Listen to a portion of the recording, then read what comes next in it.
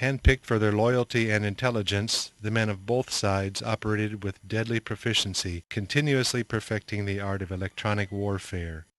Foremost among them was, perhaps, an elite group of electronic warriors within the United States Army Security Agency, officially designated the 1st ASA Company. Like other ASA units in Vietnam, it operated under a Radio Research cover designation. The men of the 1st Radio Research Company, however, adopted a more colorful nom de guerre, the Crazy Cats. Flying a Lockheed P-2 Neptune aircraft borrowed from the U.S. Navy, the Crazy Cats flew missions to collect communications intelligence, referred to as COMINT. Most of these missions were flown over the infamous Ho Chi Minh Trail, an intricate network of roads, trails, and depots that brought North Vietnamese soldiers, equipment, and supplies through Laos and Cambodia into South Vietnam. Though the aging Neptunes were of Korean War vintage, the electronic eavesdropping and jamming systems inside were then state-of-the-art. Their mission signified a major leap forward in terms of scope and capability, a hallmark in the evolution of COMINT technology. ASA was literally an army within an army, replicating in miniature all the functions of the larger army, ranging from personnel recruitment and training to research and development.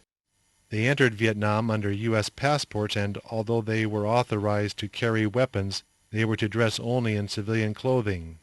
Their military records read, "If killed or injured, report as accident in the Philippines." The 1st Radio Research Company, Aviation, was deployed on the 30th of June 1967 at Cam Ranh Bay.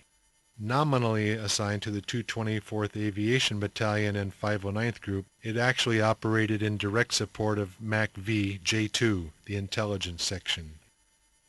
At the nose of the P-2 was a plexiglass cone that served as an observation station. Above the pilot's seat were escape hatches with accordion-style sun curtains. Between and slightly aft of the two pilots was a folding jump seat for the flight captain. The navigator station was located on the starboard side. On the flight deck just behind him was the operator station. Behind them was the plane's wing beam, where the space between it and the upper fuselage left an 8-foot tunnel, giving access to all stations during flight. With less than 3 feet clearance, crew members slid on their backs across the top of the beam. Located just behind the wing beam on the starboard side was the radio operator station.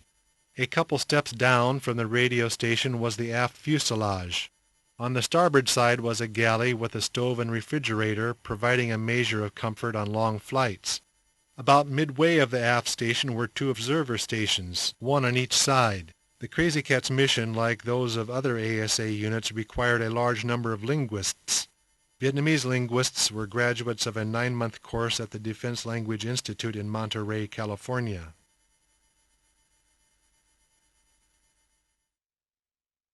On the 23rd of June, the 5 RP-2 Neptunes, along with 18 pilots and a small aircrew, took off from Alameda Naval Air Station, California, to ferry the aircraft across the Pacific Ocean to Vietnam.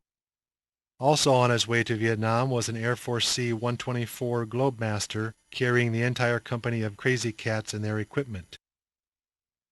Only 4 of the RP-2Es arrived that day.